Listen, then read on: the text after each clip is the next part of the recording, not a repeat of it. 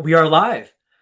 Hey there, hi there, ho there, everyone. I am Shut Up James. This is Austin Nicholas. We are here to talk about movies and merch James, and thank you. and the like. Yeah.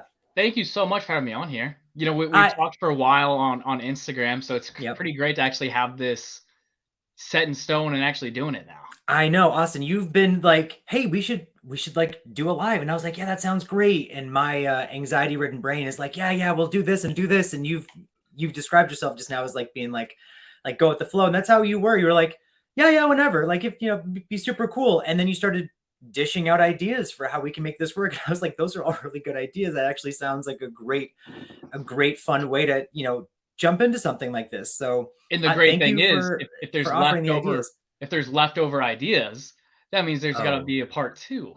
There has to be leftover You ideas. There know, must. for all of us like horror fans, the Mhm. sequels. I mean, that's a big part of it. That's oh my gosh, this could be a franchise. It's gonna be a franchise. I'm ready for it. Century Countess is here. Okay, just so everyone is on the same page as me, Century, you were in last night's test of making this work. So I'm looking at this on a different platform than YouTube, and so apologies if I get super excited over something working or looking cool because I'm not used to this. Like I'm looking at Austin's face with his cool ass background. I'm looking at the chat. I'm looking at like I can change. Just here we go. Is your ADHD kind of going all over the It's place? going Boom, everywhere. Look boom, what I boom. did. Now we're both zoomed in. Now I can zoom back out again. Like my ADHD is flaring up. So get ready for this. But yeah, I we've been chatting about, my growing collection of movies. Austin's growing collection of just merch and figures, and our joined kind of love of like, I mean, horror and just movies and TV at this point in general. So yeah, we figured this would be a perfect way to kind of connect the two worlds, if you Don't will. forget, I'm also a fan. I Yeah, yes. actively watch your videos. So, Oh, of me. Oh of you. God. Wow. Well, thank you very much. Thank you. So I had some friends over the other night, and one of them was like, "Let's watch one of your videos." And I think we got maybe 11 seconds in, and I was I like, couldn't do it. "Click." Yeah, I was like, "I can't do this." It's weird to have to watch and edit myself anyway, but to be watching with my friends next to me, no, off, and then we watch something else. That was Yeah, not going to happen. that's some pressure right Yeah, there. yeah, And that's kind of couldn't. what I'm learning right now, the whole editing and like hearing yourself back. I Yeah, it's it's a it's rough. process. Yeah, yeah, that's. Oh, for everyone also, the mic is actually plugged in and is actually working. Usually it's just here for show. Thank you. Um, but this is the first platform that was like, "Hey, do you want to use your Yeti microphone?" And I was like, "Yes," because YouTube for some reason it does not let me do that. So, uh, but yeah, I figured for this is kind of like a fun intro for us, and like you said, hopefully there's many sequels of this to follow. But I figured why not like on the spot. I'm sorry.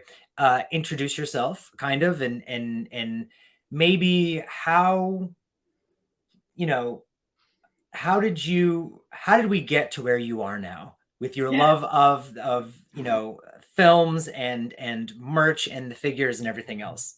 It's Yeah, all on yeah. you. Okay, so always been a big like scary movie buff. I was one of those kids, I'm sure just like many people in the chat watching and whatnot, got introduced at a really young age. Like Freddy versus Jason, I think that was what 2003 when Oh that came yeah. out. That was like my first horror movie I saw in theaters. So I was a kid, and that was a very big deal. Today, I didn't mean to interrupt. Today is the 20th anniversary, I believe. Oh wow, I didn't want to cut you off just then, but I'm pretty sure today is the 20th anniversary of Freddy vs. Jason. you know what? At any point, please cut me off. Okay. If there's a thought that just jumps to you, feel free to throw Go it out go there. crazy Yeah. with it. Okay. All right. Yes, today is the anniversary. Oh wow, Wow, that this is is okay. perfect. Yep. That wasn't Okay, even sorry. planned either. Yeah, right. So, I've always wanted to have like a movie theater room. That was always like a big deal for me because, like, first and foremost, I'm a big movie buff. And so in 2019, I started like collecting some smaller scale stuff like Funkos. That's what really got me into the rabbit hole of collecting action figures or toys or whatever you want to call it. That's my buddy William. I didn't mean to do what I just did. I'm still Oh no, figuring that's out fine. this. I'm still Will figuring this out, but I was trying to laugh at it. we were actually on the phone for like an hour today. Anyway, Oh, no. yeah, so in 2019 started collecting and just when it got into Funkos and 6-inch stuff, 1/12 scale stuff, and then got into the Hot Toys sideshow, the 1/6 scale realm, and got some life size 1/1 scale things. But yeah, I mean that's pretty much it. Just always been such a movie buff, and because I love movies so much, I just want to be surrounded by all the characters and the franchises and the movies that I love. It just brings me a lot of joy. It also enhances for me like my experience when watching a movie. When I actually have like the TV going in here, it and have all the lights on, it's a good feeling. Yeah, it's like it's a safe place. Yeah, which is weird because you're surrounded by literal like demons and horror memorabilia, but it's still it's a safe zone. Yes, exactly. yeah. Oh, that's awesome. Wait, show it again. Yeah. So I got Arm. all horror movie stuff on my arm. Ghostface, Myers, Sam from Trick or Treat, Freddy and Jason. Ah, damn. Yeah. Actually, I'm writing down because I know you've got that one. Sorry, I'm still making up my list. Every one of the movies I want to call out to see if he has a figure for. There's one or two I know he's got figures for, and I kind of just want him to show them off. That's why I'm going to say them. But then some, I don't know. Yeah, and then I've been following you on Instagram, man. I can't tell you for how long now, but it's for sure been a while. It's been a while, I think, yeah. Because our conversations were horror and merch and kind of because your collection already at that point was beyond anything. It was incredible to look at. I was like, this is amazing. I want that, but I want that with movies. So you were kind of one of the many people I'd be like, oh man, like what they're doing is so cool. Like they're taking like, that childhood love of horror or whatever genre it might be, whatever, in your case, it's the characters, and they are, letting themselves be kids about it. Like, oh yeah, we want to collect things. Like we want to have the things. And when I was younger, I kind of didn't take the things I had. I didn't have much, but the few things I had, I probably didn't take for granted. Then once I realized, I've told this story a couple of times, many years ago, my mom, this is 15 years ago, probably at least, mom was getting rid of some stuff and said, do you want these tapes? Do you want this stuff? I said, no, at this point it's on DVD. Who cares? Stupid. So it started as, let me kind of reclaim that, and turned into what it is now. But again, your page was, years ago when we started following each other, your page was one of the ones I was like, that's what I want to do. I don't have the cool lights yet, but I mean, I'm working on it. But, it's someday, that's the next step is the cool lights. But gosh, yeah, I mean, COVID messed everything up, so I can't really tell. I have no concept. I have of time 3 anymore, years of a timeline where everything just muddied. It's all together. You know what's funny too? I had do you know David Muscati? That sounds familiar. Yes. Oh, yes. So, he messaged me. He messaged me too. Yeah. That's so funny. I was like, wait, what? So how do you two know each other? Just same kind of. Yeah. That's crazy. Yeah. Him and I have been talking for a couple of years now. Yeah, he sent me a really nice message.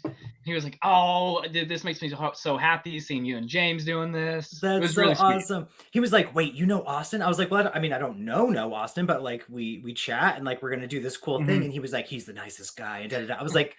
And I was like, wait, and I started thinking, am I not listening to Austin enough? Is he Australian? And I'm just not hearing it. Cause I was so like, I don't get it. So no, he's been super nice. The same kind of thing we used to talk a little bit, same thing, like horror fans in general. So he's always seemed like a nice guy. Isn't the like amazing thing about social media and just connecting one person to another? Yes. In different walks can be used for good. Yes, it can be used for good. For a while, I was like, I'm done with this. Like, I'm really over it. But it can't. Like the friends that I have now that I talk to the most are the ones I've met through here. Like friends that I have actually seen in person or worked with or went to school with, whatever. We chat sometimes, but the ones that I'm like genuinely always talking to, they are from this. There's Melissa. Melissa says, "Hey guys, super stoked. This is so cool. I can show her comment like this. But I talk to Melissa almost every day. Never met Melissa, but I talk to her every day. So the great thing about that, William in the chat and then Collector Joey in the chat, those are two guys I talk to extremely often. Met them via online. yeah. And yeah, it's funny how that kind of works out. Like, you know, I've never met them. I don't see them ever, but they're the ones I talk to probably the most out of everybody. Yeah. The great thing is I'm actually taking a trip to go see Joey next month. So that's awesome. that's exciting for me. Where's that Dallas. Oh, okay. Wow. I've never been to Dallas. It's only a few hours for me, so pretty. Oh, okay, that's true. easy Yeah, drive. I'm over. I forgot you're central. I'm over in New England, so everything's far. Ugh, New England. Everything's a million miles away. Here, let me look at these chats real quick. Blockbusted Videos, who's actually a friend of mine, Derek, says, "Tell us a fun fact about yourself." And I wasn't prepared for such a question, but I'll leave that to you to start. Is there a fun fact you want to say about yourself that you haven't already said? Oh, goodness. Okay. Or just a fact, period. Because in my mind, I'm like, there's nothing fun about James. I can't think of anything. Oh, that's hard. On the spot. You know what? I may get back to. Okay, fun fact. I haven't seen Scarface, which is a pretty big deal in the movie world. You know, so. Okay, can I go ahead and steal your answer? Oh, I have not seen Scarface. I have not. No. He gets coked up. He pulls out a gun. He has the famous line. I have not seen Scarface. I feel like the 70s, was that in the 70s? Or was that in the 80s? That's one thing. I don't know that. Let me not get in trouble. Whenever that movie came out, I didn't see it. So, nope, I have not seen that one yet. But that's kind of what this page, my page at least, is also becoming. Is it's like I want to share the physical media and stuff, but I'm also finally watching movies I've never seen before. And I don't know about you, but like when you watch a movie, some people probably like watching a movie alone. I don't. I probably would rather watch like with a group of people, in chat or hang out or whatever. I don't like talking during a movie, but I feel like it's a different experience when you're watching a movie with someone. So that's kind of what my page turned into, is me, watching the movies I've never seen before, but I can pretend I'm watching it with someone because I'm watching it with the camera and such. Yeah, so maybe Scarface will have to be on that list. I can kind of relate to that because there's a lot of movies like Rachel and she just sat and watched the 84 Nightmare on Elm Street with me over the weekend. And there's some movies like that where like I have such a big attachment to, where I want to watch it with somebody else because I want to see their reaction. I want their opinion at the very end. Like this? Right. Well, why like didn't this you part coming up? Yeah. Let me see. James hasn't seen a lot of classics. My friend Garcia said he's correct. Collector Joey says, "I'm fuming now. Y'all haven't seen it, so we're making enemies by not having seen Scarface." Let me see. Derek says, "That's old news, James. You asked him to tell us about himself. That's what people always say in meetings. Say your name." Listen, I don't know, Derek. Leave me alone. Let me see. What do we got here? I should read these before putting them up, but that's not what I'm doing. Scarface is okay. I've watched it once all the way through. People are saying we need to see Scarface. 1983 is Scarface. Thank you, William. Young Michelle Pfeiffer. Yes, I do remember that there's a young Michelle Pfeiffer. I was going to say beautiful young Michelle Pfeiffer, but I feel like she's always beautiful. Watch Scarface, James. Okay, so I guess Scarface might have to put it on my list. Writing that down. Yep. We'll mix it up. I like to mix up the channel sometimes. I mean, that movie probably, I'm assuming it's like a drama of some kind, but it always seemed mafia, that kind of like whatever that situation is terrifying. So it'll be scary enough for a scary movie channel for sure. Then make Austin do it because I can't. Okay, so I'll have to watch it and then and then I'll make you watch it. No, okay? he's mentioned it. So. Oh, okay. So Yeah. well, then we both just have to. We both Yeah. just Yeah. have to. It's You know on my what? Maybe we can, if we can figure out the technology, we'll have a Scarface watch party I'm down anytime. there, and it's going to look like this, and we'll push play on Scarface, and we'll get traumatized together. So we'll figure that out. Garcia says, "Why don't I get my chat on this petty?" You're breaking hearts. Yeah, I don't get my chat on screen. Fine, he says his YouTube friends are his only real friends, and now this disrespect. Christopher Garcia, get off of my page. Actually, I've gone to one of my recent Instagram pictures is like, well, the one that looks like a boy band picture. Chris Garcia is in that picture. We went to Hollywood Horror Nights in Florida this past fall, but that was like, you know, again, like meeting people from online that I've, you know, like we had chatted for years, but I was like, maybe we should actually hang out because that's like what people do. So, oh, what do we got? Okay, well, okay, all right. We had a little like a mini Q&A. Some people gave us some questions, so how about I ask them out loud, and then do you want to just do back and forth? Let's do back and forth. Yeah. Back and forth. Okay, so what's the first one? Oh, you want to start with the one we were about to discuss right before we went live. Then we held off. Yeah. And we held off. We're like, wait. I'll ask it to, I'm gonna ask it to you, and then I'll get my answer after, because you were like revved up. You were like, I got this. Okay. So somebody asked, what is our favorite gay horror film? Yeah, you know, when I first read that, I actually got really excited because like, oh, I don't actually have to like Google a list. Like, I already have it. And it's Nightmare on Elm Street Part 2. I don't know if that's like the most obvious choice. But like that's like the standout one for me. I mean, not to mention there's a small amount of final guys, let alone main character gay. Yep. Yeah. I was just so happy to actually. And granted, I don't know if that actually counts for this one because like in the movie he's not technically gay, but the writer was, and then the actor came out as gay afterwards, and then was like ridiculed for his portrayal and like demonized for it. But I, as a young, soon to be apparently gay man, not knowing, not even that aside, there didn't seem to be any romantic connection between he and the lead actress, Kimberly Myers, I think was her name.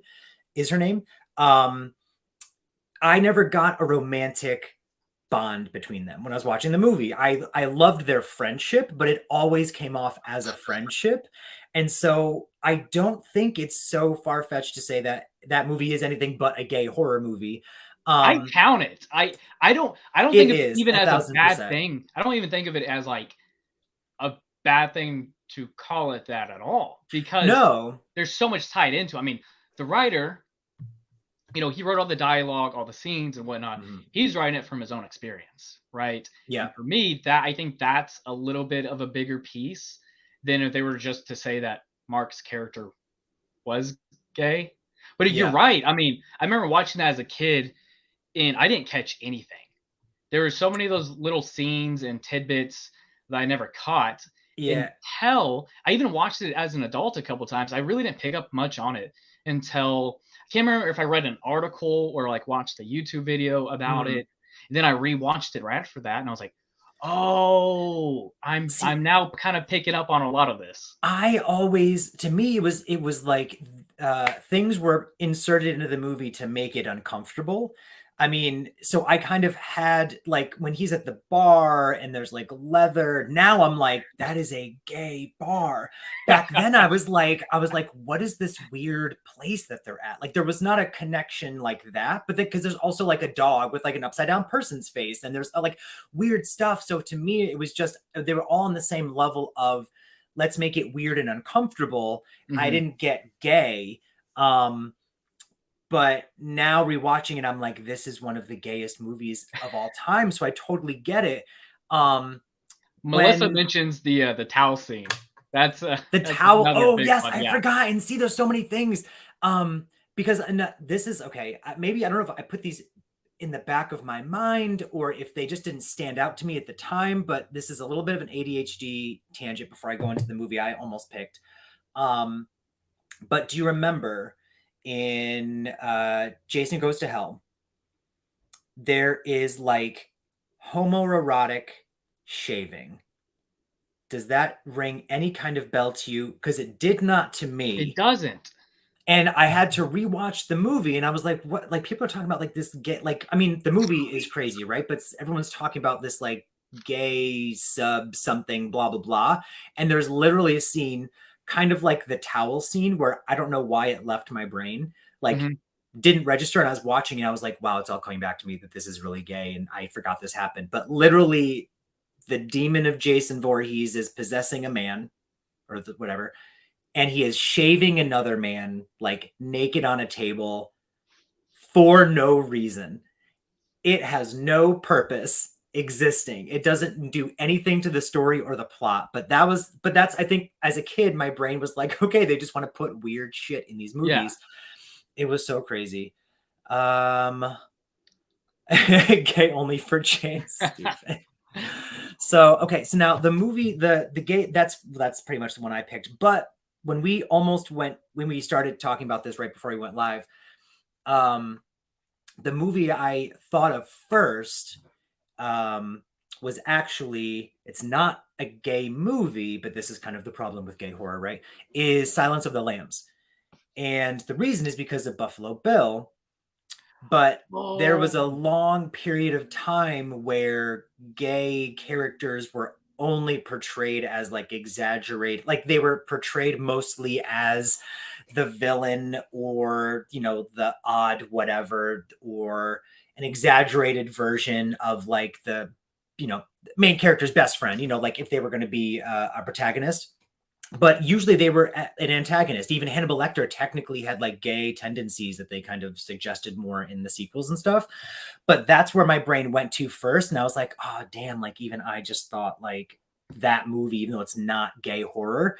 So kudos to Austin for crushing it with not another, Jesus. A Nightmare on Elm Street, not another teen movie. That's a great movie. So, Nightmare on Elm Street too. Can I give a couple like honorable mentions? Yes, please do. Okay. Because I haven't seen many gay horror movies. I'm ashamed. Well, a lot of it's kind of nuanced if it's not right on the nose, you know? Right. Yeah. But you have They, Them, which I actually, I didn't hate it. I didn't love it. I thought it was a fun watch though. Yeah. I've heard mixed. I've heard the same kind of thing from everyone. Yeah. So I mean, honestly, with a lot of horror movies, a lot of them are going to be kind of mid. You know, this one wasn't bad. Yeah. It's kind of what I expected, you know. And then the big one, Rocky Horror Picture Show, which I don't know counts as horror. Yeah, it's weird. It's very dark theme. I guess I don't count it as horror, but like it is essentially is like a gay musical take on Frankenstein. So like the Time Warp Band. Exactly. Oh my god, I love that movie. It's so good. It's so damn good. Okay, I'm gonna jump to the chat for a quick second. They, them was wild, not perfect, but it tried. Yeah, you know, I think that's actually why I kind of really liked it, is the fact that effort was put in.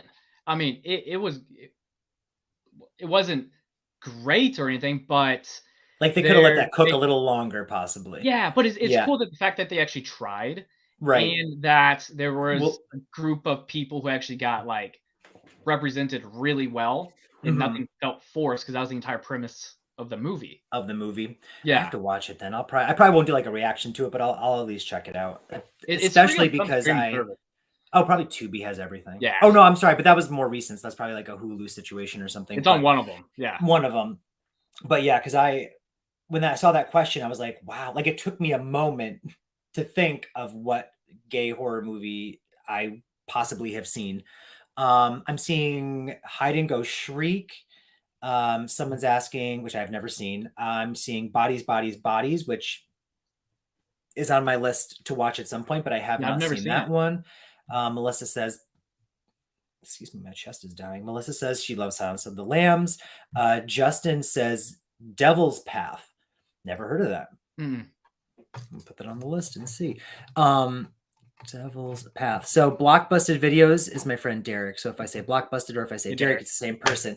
He is my person I go to with like, should I watch this? Because he pretty much like knows my taste at this point. So if I'm watching a movie and I end up not liking it, it's probably a movie that he told me not to watch. Oh, okay. Yeah, and then the really good ones that I've like fallen in love with, especially on the channel, have usually been suggested by that human being. So let me see. Children of Sin. See, this is why I love horror movie fans. Yeah. They'll always say something where I'm like, Yeah. I've never even seen. I've never heard of that. Yeah, and that's okay. 3 years. What is this? 3 years after it came out, the guy Bride of Chucky realized Jesse and Jade's friend was gay. Then they made a gay bash joke with his death. Who did that? 3 years after it came out, the guy in Bride of Chucky realized Jesse and Jade's friend was gay.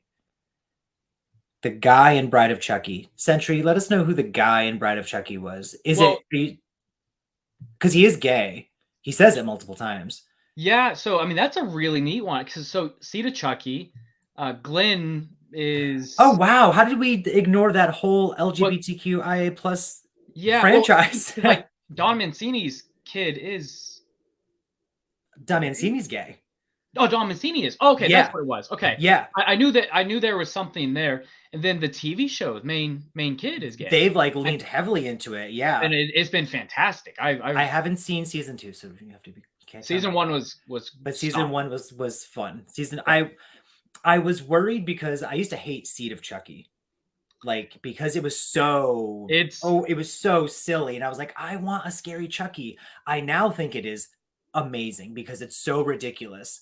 And if we didn't have Seed of Chucky, we wouldn't have gotten Curse, we wouldn't have gotten Cult, we wouldn't have gotten the show. We wouldn't be. I mean, there's no other franchise, not many other franchises that have gone on for this long that continued the same exact story and bring back the same exact actors to play those people. So, I mean, I appreciate them for that.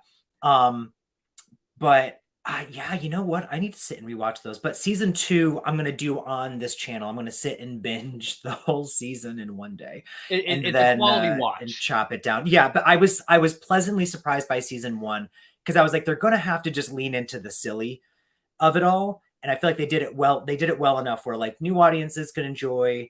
It was still suspenseful enough, scary enough, you know. I think the great thing about what they did, it's very campy. Yeah. But it's very self-aware as well. Yeah, which I always appreciate. Yeah, 1000%. Like, oh, this is intentional, not campy, as in they were trying to be serious, but it's bad. It's campy, intentional, fun. That's what I want. Give me the Don Mancini's a treasure. Also, Cruising. That's complicated fandom there. That's not horror, is it? I've never heard of it. I've heard. I think is that the one with Al Pacino? Is it Al Pacino or is it Robert? It's Al Pacino. I think Al Pacino is like an undercover cop going into like some gay bars to like find out some stuff, and that's the extent of what I know. But I always thought it was a drama, like a crime drama thriller. Maybe it's horror. Those thriller movies, man, they teeter that border. They do. And you know, I'm realizing like once we get into more of the Q&A questions, I was like, my brain actually goes to a lot of thrillers before it goes to full on horror when it comes to like my taste. So I think that's just what I was there's been crossover mostly when I was a kid. Yeah, there's so much crossover in this. 1000%. Okay, next question. That was all just the one question. We got this. So this one is okay, and I'm not going to say who asked these questions, but I know that this person's in the chat. They asked 70s, 80s, 90s, or today, like present day. Which kind of decade of horror do you prefer, and why? Okay, I can go first if you want, but if you got it, you can go. Yeah, this one kind of hard. I appreciate the 90s.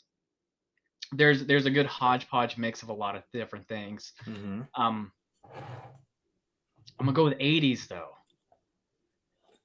I'm gonna go with 80s. So 80s. You have the 84 Nightmare on Elm Street. You have Part 3. which is a treasure. Mm-hmm. You have Alien and Aliens.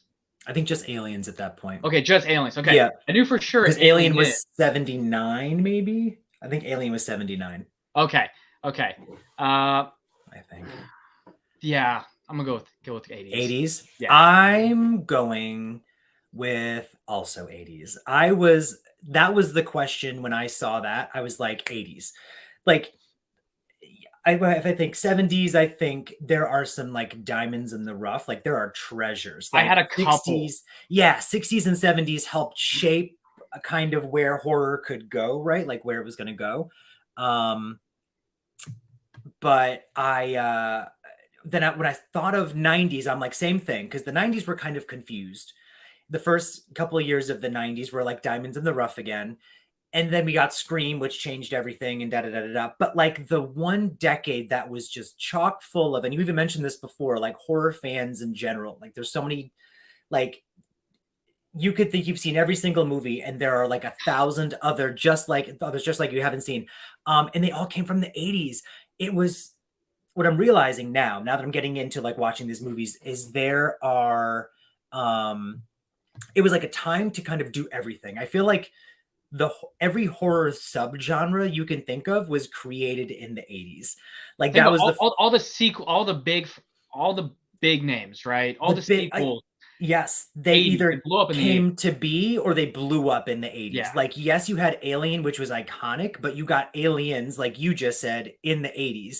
And then you had Halloween with Michael Myers in 78, but it was, it was the 80s. You got part 2. You got I Do Love Season of the Witch. You got part 4. You got part 5. Like I love Season of the Witch. I love Season of the Witch. That is the synth in that movie, the soundtrack is ridiculous. Yeah, it kind of blows my mind that people, when I hear people that they don't like it. I never not liked it. I always liked it. I just, as a kid, was very confused and always thought I was missing a movie from that franchise. Oh, because Chris. Oh, I'm so sorry. Chris, Miami Nemesis, The Thing. Oh, The Thing. Yes. Yeah. Do I have this is actually from Derek in here. Oh my gosh. He got me this. Sorry, just because we brought it up. Oh, she's so beautiful. Thank you, Derek. Look at that. A movie that still holds up. Also, a movie that has a final guy, not a final girl. Another final guy. Yup. You go right back there, Mr. Thing. Okay, let's see. Richard says 90s gave us Pumpkinhead and Ghostface. Yeah. They did. That's the thing is 90s did give us some great stuff. We got Urban Legend. I Know What You Did Last. I really like Urban Legend. All those teen bop. The teen slasher. Yes. Teen slashers. Oh my gosh. It was almost like it was like people. So the 80s were like, let's do slashers. Every character is a whore and the killer is, a mindless something, and whatever. And that's what we got. Then they were like, okay, well, let's make it so, the killer's actually a monster. Now we're doing monsters. Let's do werewolves. Now it's werewolves. Let's do vampires. Let's do it just kept going and going and going and going. You had all these cool ideas, but then by the end of the 80s, I think they had kind of started just repeating themselves over and over again. So that's why early 90s were kind of like a rut of horror, except for the new ideas. Like Candyman was very new. That was a great new thing to kind of mix. Silence of the Lambs is an incredible film in and of itself, but I think that was 1990 or 1991. And then once like Scream, like mid 90s came out, they were like, okay, let's go back to that slasher thing that worked so well in the 80s, but what if we made the killers human?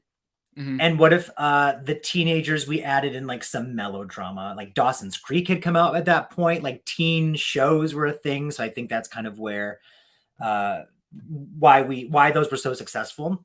Let me see. Century says, Halloween 3 Season of the Witch, the mustache main character was one of my earliest gay crushes. The Tom Atkins. Yes. It's insane to me that I've seen very few movies with Tom Atkins, but the second he comes on screen, I'm like, I love that freaking man. And the thing is, most everybody will like recognize him. They may not remember the name, but they're going to recognize him. Yep, exactly. His face. Poltergeist. Poltergeist, one of the movies that got me into horror. That movie Really? messed me up. Yep, because I think I was used to like silly horror, and I was used to like um me and my friends are going to the woods and oops a killer. I Okay. wasn't used to my family and I are being attacked from my television.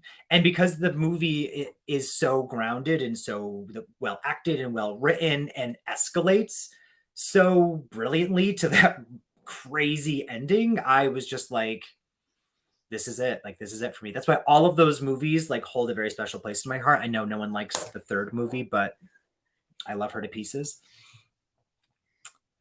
Let me see. 90s also gave us New Nightmare. Wes Melissa. Craven's. Yes. That's on my list to talk about because we all know I love New Nightmare. Oh, Um, yes. yeah, yeah. That is one of It my brought the absolute terror, it brought favorites. the fear and seriousness back. Back to the franchise. I mean, Oh, look, I love that movie. going from Freddy's Dead to New Nightmare, huge segue. Total shift. Total Yeah. shift. Let me see. Night of the Demons, 1988, was released the year I was born. Well, she's that century is saying the release they were born. I was born in 87, so around the same time. I do love Night of the Demons now. I watched that on the channel last year and was like, I'm sorry to myself for not having watched it sooner. I will add that one to my list. It's I'm realizing I either need I want like scary, Mhm. or I want like really dumb scary. And Night of the Demons is actually like a like a perfect combination of those two things. Like the suspense was there, the scares were there. It's gross, it's gory, it's whatever, but it's so dumb and silly and ridiculous. Like it's so 80s at the same time. Definitely, you have to check that one out. Let me see. Justin says, I still have a crush on Paul Rudd in Halloween, The Curse of Michael. That's on period. Yep. Yep. Paul Rudd in that movie. I just love that movie. No, and he looks exactly the same. I think he looks younger now, actually. He looks older in Curse of Michael Myers. Let me see. Cage fight. Melissa wants to cage fight. This is the ongoing thing is Melissa's going to cage fight Leo, who I don't think is in here right now, because they both want my Wes Craven's New Nightmare VHS tape. Okay, I watched one of your live streams a few weeks back, and I think this was brought up again. Yeah, it's every live we talk about it now. Yeah, I forgot how it really started. Like I said, I'm a fan. Thank you. Yes. What do we got? Century says, let's not forget Prince of Darkness. That movie was a trip. I have not seen Prince of Darkness. I know it's John Carpenter, and it has Donald Pleasance. I'm thinking of the right movie. And I remember mentioning it, and someone was like, "It's good, but it's not like a you need to see it." So I'll definitely watch it at some point. So it kind of sounds like Wes Craven's. Was it The Shocker? Yes, I haven't seen that either. I haven't seen that either, but it kind of sounds like it. It sounds like one of those movies that didn't quite live up to what they did prior. The creators, exactly. Like it looked like it could be something, but let me see. Century says Austin, you love Night of the Demons. Angela needs to be. Oh my gosh. Oh. Well, no, the Hall of Horror, but in my mind, I just pictured if there was an Angela figure. Oh, she'd be beautiful on your wall. Okay, let me see. We got we figured out the live stream. In Sleepaway Camp, that was Angela too, right? That was the name of that person. Oh, yes. Okay. Different Angelas though. Different Angelas. Yes. When it said Angela, that's all I was thinking is that one. ending.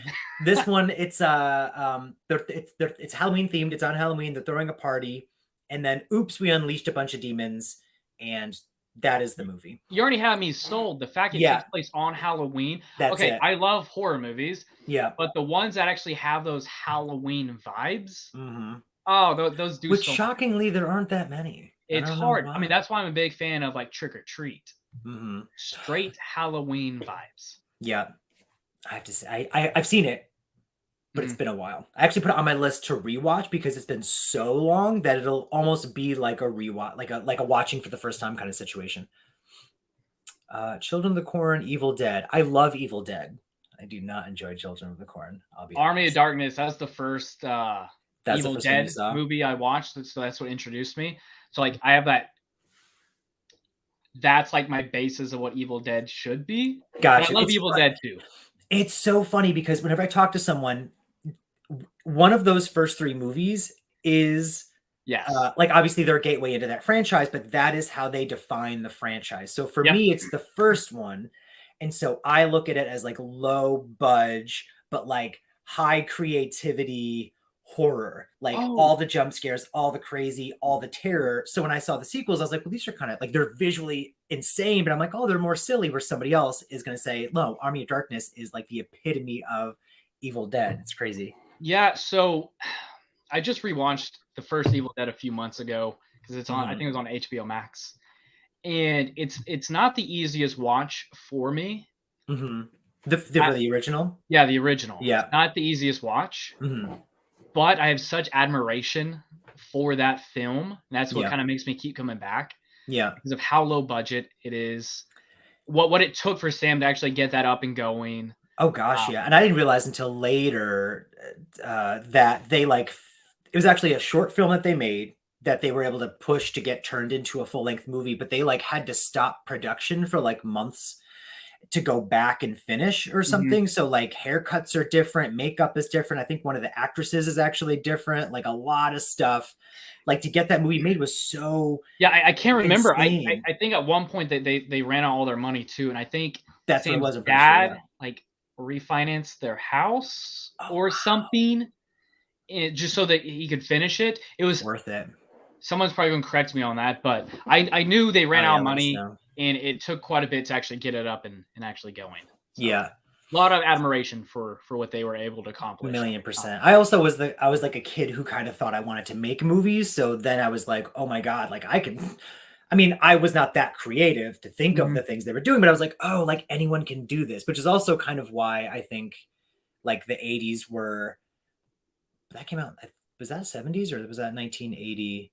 But either way, like just in general, that decade and like movies around it were so like, let's do whatever. Like anyone can do anything. Also, they Um, have a look. They have a certain aesthetic, yeah. 80s Yeah. films, Yeah. where I don't know, it's scary. Not even just like the grunge films, but like Mhm. just most 80 films, they have this look where it's scarier to me. And I definitely know like newer movies now, they're clean, they're crisp.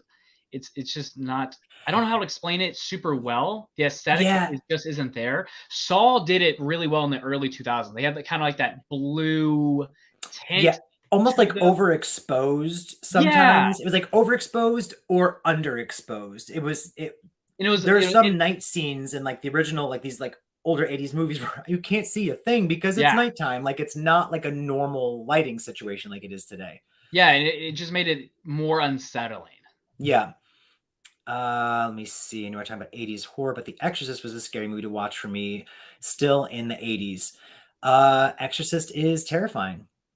I mean, we did just lose William Friedkin, who was the director.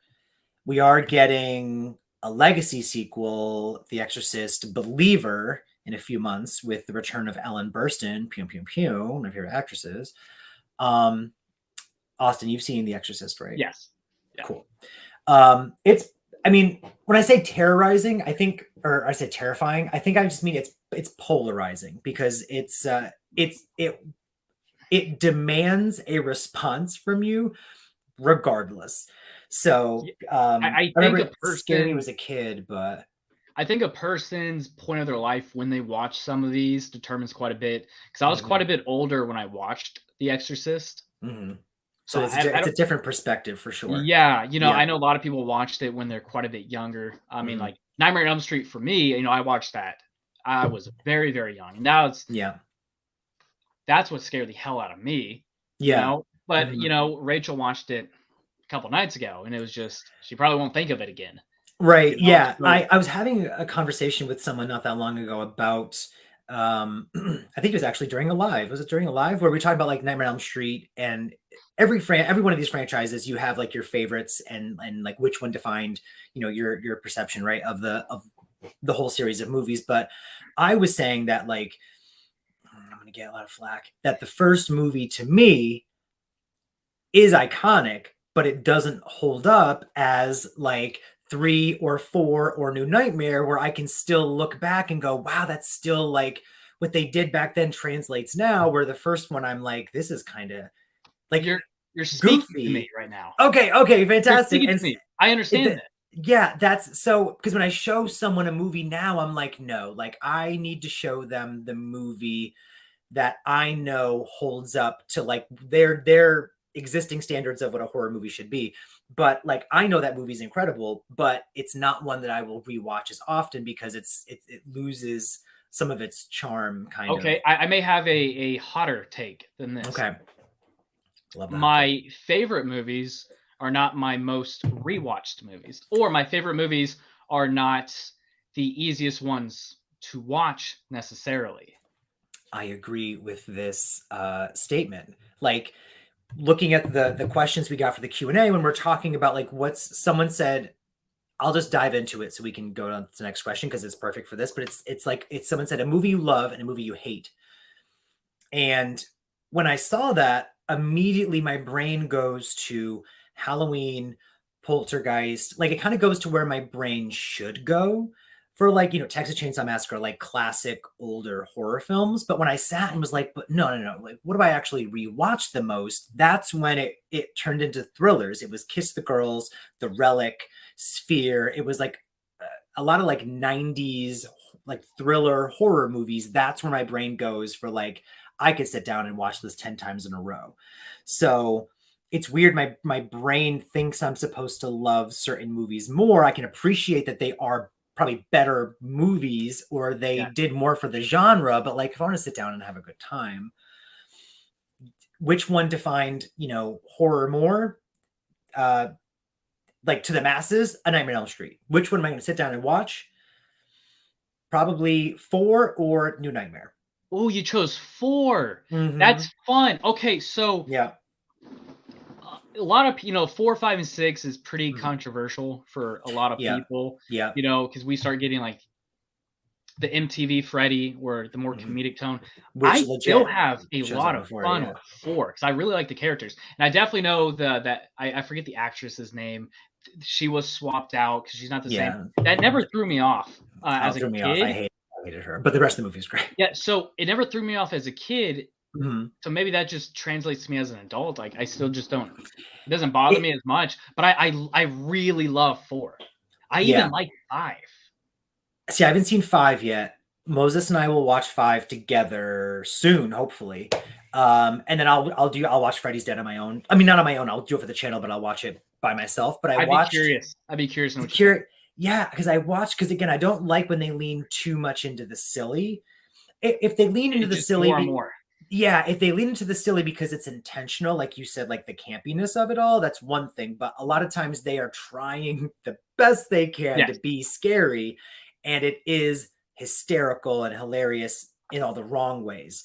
And over time, like maybe it's a Jaws the Revenge where it's just so bad it's good, but maybe it's a controversial, sorry, Derek, a My Bloody Valentine 3D where I'm like, this is not entertaining to me. But I'm one of the few that hates that movie. So I think I only like that movie because of Jensen Ackles.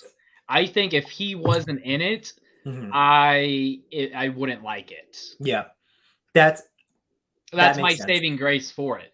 Because I'm such a super fan. So yeah, if you have your favorite person, like that's how it's going to be.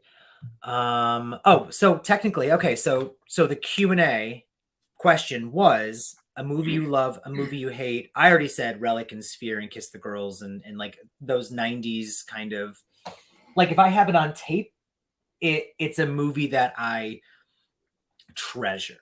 If I have it on 4K, it probably is a movie I treasure or just would want like a better quality of, or I want behind the scenes. If I have it on DVD, that means literally nothing. So looking at like this situation behind me, like Poltergeist 3, Phantoms, Ben Affleck was the bomb in Phantoms.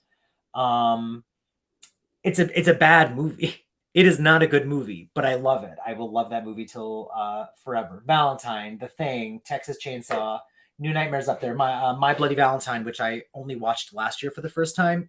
Instant favorite. The original. I still haven't seen the original. It is so good. I think that also might be why I didn't like the remake so much. Is the original is such a small town, bunch of fun characters doing fun, weird things, all a little kooky, all a little off, but the threat is taken very seriously. And you like every character. Every character seems like a blast. So when stuff starts going sideways, you're like, damn, like, are we really going to lose these people? Where in the remake, I don't remember any of them. Yeah, they were like, let's make everyone as despicable as possible. And then they start dying, and I'm like, am I supposed to care? Like, there was no, I'm not going to say it. I'm not going to say it, everyone. I usually say this all the time. Maybe I'll say it later, but there was something missing from. Okay. I don't want to stray too much. I'm gonna throw this insert, and then I'll give you my love and hate movie. Okay. That was actually one of my little tidbits about Evil Dead Rise. Is that I like the film, but I feel like there's really no character development. Like, I feel like they tried mentioning some things, like the woman's pregnant and there's some angst behind it, but that's it. It didn't go anywhere. And then the husband leaving, they brought this up, but it went nowhere. Like, nowhere. I just feel like they said some things, and it didn't do anything for me for any of these people. There were inklings. You would think like the husband coming back. I mean, that would have been a big deal. Yeah, I don't know. It's something. It's the thing is, what drove the first 3 movies forward was Bruce Campbell. Yeah. Full stop. That was it. You needed final almost guy. Nothing else. Yeah, final guy. That was it. So the remake came out and it was heavy on. They were like, let's go full on horror, no silly at all. And we're like dealing with like drug addiction and family issues and like friendships torn apart and trust issues, and this person doesn't like a lot of stuff that all comes completely full circle at the end of that movie. And so when Evil Dead Rise came out, I had the same exact critique where most of the time I walked out and we're like, I don't think we liked that movie. Like, we were just kind of confused. I watched it again on this channel actually, and I ended up liking it more the second time. But that's my only critique. Really, that's the thing, is they set up. I think that's what it was for me. Is I was confused at, like, I'm loving the visuals. It's so gory. It's so creepy. The acting is pretty good. Everything should align, but something's missing. And I think it's the fact that the story is like, it's progressing for the first 20 minutes. And then there's nothing that moves anything forward for the rest of the movie. It seems like the aunt still doesn't want to help her niece for the majority. No one wants to help each other. They're all splitting up constantly, just over and over again. So there's none of that care. I got there's no care. There was no empathy until the very last shot where they like hold hands and walk out. And I'm like, you needed to sprinkle a little bit of that in the movie to keep it moving forward. So I completely agree. William says Affleck was the bomb in Phantoms, yo, and he is right. He's absolutely right. Very few people get that reference. My love and hate movie. So many love. Yes. Oh, sorry. Yeah. 7/8 Halloween is I'm throwing out there as a love. Hate. This was kind of hard. I give my hate. I'm anxious. I just don't have. There's not a whole lot of movies that came to mind except for 2019 Black Christmas. And I have not seen that. But I've heard that everyone shares your opinion that they hate it. My thing is, I kind of have a tough time of just attaching yourself to an established franchise or brand, but completely doing something so different. It's essentially a completely different IP or different entity whatsoever. Right. You're just trying to grab appeal to an already made fan base when it probably shouldn't. If this would have been a movie outside of the name of Black Christmas, maybe I'd appreciate it a bit more and I wouldn't hold it to a higher standard. Right. The movie, I also just didn't like the movie that much. So 1,000,000%. I haven't seen the movie, but with what you're saying, like the idea of what you're saying, I agree with. If you're going to attach yourself to a franchise, it needs to be because you're continuing that franchise, or you're bringing a new perspective on the idea that franchise presented, right? Like the original Black Christmas is iconic and underrated. The 2006 remake was like, let's take the idea, let's let's go like full kind of like exploitation horror with it, where it's just loud and like and over the top. But like the one thing we're gonna bring to the table now is what's Agnes and Billy? What is this conversation happening? And I actually love that 2006 remake. Me too. It is so dumb fun. This Yes. like the gore is there. Some of the acting is questionable, but some of it is like pitch perfect. I forgot her name. She's the teacher from Final Destination. Mm-hmm. I think she is spectacular, and I'm shocked that she was not in so many more things, because the second she walks into the door in that movie, I'm like, you need to live. Spoiler, she doesn't, but I was like, that you completely own this movie now. Everything she did. You know, she's married to the director. I didn't know that. Yeah, I was watching behind the scenes, and she's like holding his hand and talking, and they were married even when they did Final Destination, because he directed the first Final Destination movie. Well, speaking of first Final Destination movie, Mhm. Final Guy. Final Guy again. So many Final Guys. That's a whole podcast episode, is Final Guys. I'm gonna put that Final Guys ? That'll be the sequel to this live. Oh, I love it. So I forgot to say which movie I hate. I feel like, can anyone guess which movie I hate? I'll give a couple seconds. I should have asked this earlier, because I feel like I mentioned it a lot, but I might not. If anyone thinks they know, they can jump in, and I'll start going on to the next question. And if no one says anything, that's fine. Let me see. Okay, so love, hate. We'll see if anyone can guess which movie I hate the most ever.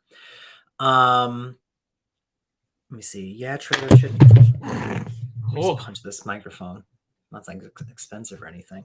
Trailers shouldn't make steep promises. Oh, trailer. Did I miss something? Talking about Green Inferno. Oh, yes. That. Okay. Yup. That movie was advertised as one thing, and it was not that. It was not that at all. That's kind of what the new Halloween movies did, where they like advertised them as being one kind of movie, and they're like, JK, LOL, it's actually this instead. So yeah, no one's guessing the movie that I hate the most. You guys don't know me at all. So somebody will. If Derek's in here, he'll know, because I vent all the time. So the next question is favorite all-time horror. I don't have one answer for this. Favorite all-time horror sequel. And that is exceptionally difficult for me to answer. So I'm anxious to see what your answer or answers are. Yeah. You know, the bad thing about being so indecisive at times, I may have an answer in the moment, but tomorrow that answer may be completely different. Yep.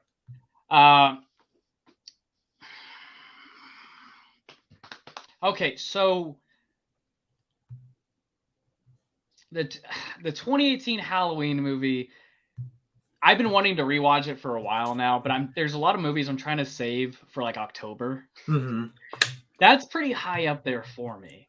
Wow, the 2018 movie. Yeah, it's pretty high up there for me. And the funny thing is, when I first saw it, I didn't really like it. Me either. I was just expecting quite a bit more from it. Then I watched Kills, and I rewatched the 2018. Then I rewatched the entire franchise. And I was like, oh damn, this is actually pretty good. But I don't know if I can put that as the best sequel of all time. Nightmare on Elm Street Part 3 holds a really, really big spot in my heart. That one does. That it holds up as just like such a creative, fun, creepy movie, though, too. Yeah, and that's when we started getting some of those witty one-liners too, like "Welcome to Primetime, bitch!" Like, yes, oh my god. That's when I think Freddy's really getting into like his groove. Right. That's like it's basically peak Freddy. Yeah, it's right when they kind of got that balance of he's scary, but he's funny, you know. Yeah, for a lot of people, that's for sure their peak Freddy, and it's like mine. Like when I think of Freddy Krueger, like that's kind of what I think of. So like, that one holds a pretty big spot. I'm Part 3, Nightmare on Elm Street. Yeah, Nightmare on Elm Street Part 3. I like Rob Zombie Halloweens. You know what I like? Okay, which is controversial because I know that's a hot take. I can't agree with you on the Halloween trilogy we just got. I actually find it terribly disrespectful, that whole trilogy. Not the Oh, whole trilogy. The 2018 film, I saw it 3 times in theaters because I was like, I'm like, am I missing something? Because I really don't like this movie. And I'm realizing I like it as its own, almost like high budget fan film, is how I look at it. Like the alternate universe situation of like, what if? Like I like the what if idea on its own as its own movie. I could go off on a whole tangent about kills and ends, so I I actually was like, don't. I don't hold a lot of. I can go off of kills and ends. I actually don't like the trilogy The within trilogy. itself. Yeah. Yeah, I don't like the trilogy within itself. Also,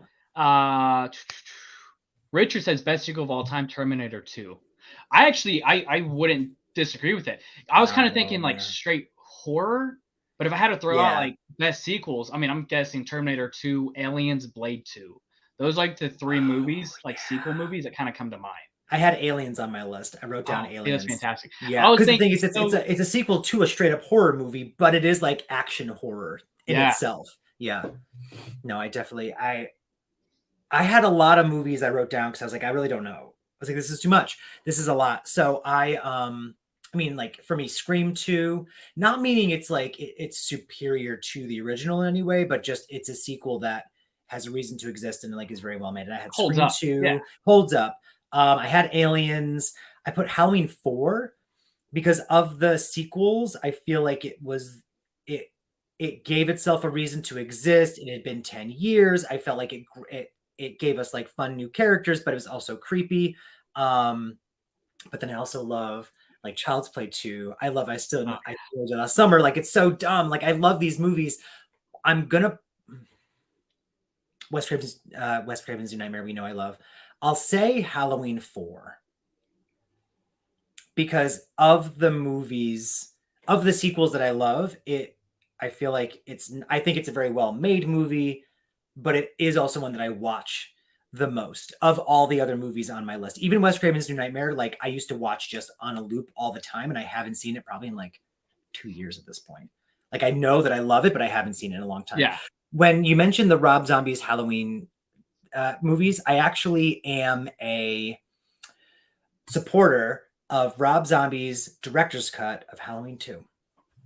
So I like his first Halloween movie. Mm-hmm.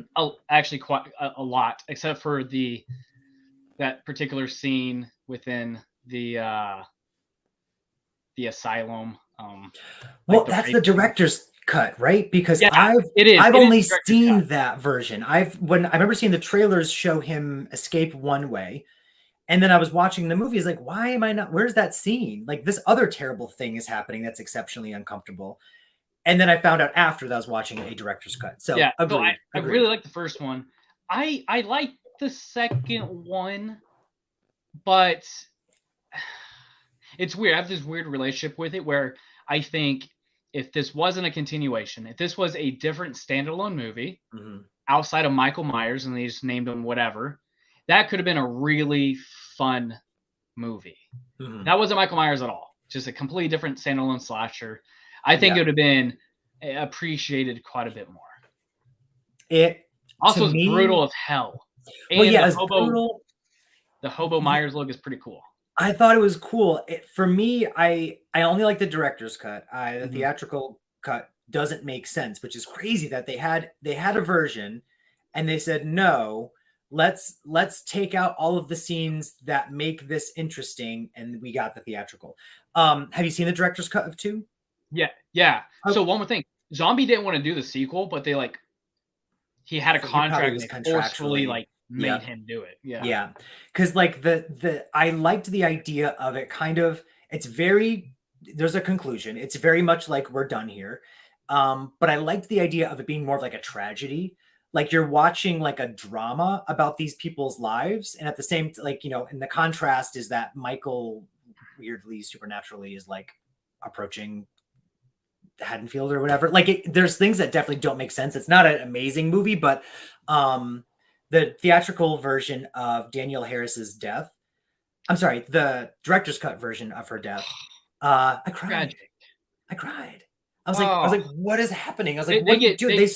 they spliced like baby video of her, like kids video of her, like video of her as a child. And I was like, this is, and like they took the audio out of Brad Dourif's screaming because I was like, this is a lot. Like it was so traumatic. But that's why I appreciate it and I support that version of the movie. But it definitely is not my list of favorites. But it sounds and feels real. Yeah. It's heartbreaking. I liked I didn't hate what he tried to do with his first movie. I just found the last like 15 minutes to be exhausting. Yeah. Like after a while listening to the screaming, I was like, I'm out of breath and I'm not even in the movie. Well, and Zombie kind of does that to himself in a lot of things. Yeah. A lot of his movies. Yes. He gets a lot of right. Recovered. He gets a lot of things right. Yeah. But some things get a bit gratuitous to be gratuitous. Yeah. And then exactly. And he gets to put his name on the movie because he wants to do whatever he wants to do. So for him, I mean, kudos for that, I guess. Well, and also something I really appreciate, he's like an actual fan. You know, he's an actual fan. So there is heart to it. So it's not just some corporate guy who just given the opportunity, he doesn't even care. He just wants to make a movie, blah, blah, blah. Yeah. Zombie's an actual like fan in this industry. So like that also means a lot to me. Yeah. No, because his homages or throwbacks or interpretations of things were from that perspective, where if I look at like the new Halloween trilogy or a lot of the like remakes and requels and things that are coming out now, they're done for the wrong reasons. They're homages in all the wrong ways. Like they are like, hey, see what we did to this character you used to love, and it's like they killed them. I'm like, no, I didn't want to see that. Thank you. Okay, what do we got? Hello, Scott Rooney's here. Greetings from Las Vegas. Scott is actually the one who got me my bloody Valentine VHS tape. Oh, so fantastic. Now, what do we got here? Okay, Q&A. We did this question. We did that question. We did favorite horror sequel. I didn't give an answer, did I? Oh, Halloween 4. I said it's definitively, we'll say Halloween 4. For now, if you ask me in 5 minutes, I'll change my mind. Movies we love, movies we hate. That was it for the Q&A. Unless anybody has anything for us in the comment section. Yeah, do you guys... Oh, no one guessed the movie I hate. Derek just reminded me, no one guessed the movie that I hate. Wait, Derek, do you know? Do you know? Movie he hates? This is your chance. Say it in the comments. The anticipation. I know. I'm even nervous. I know several. What? That's true. List a few.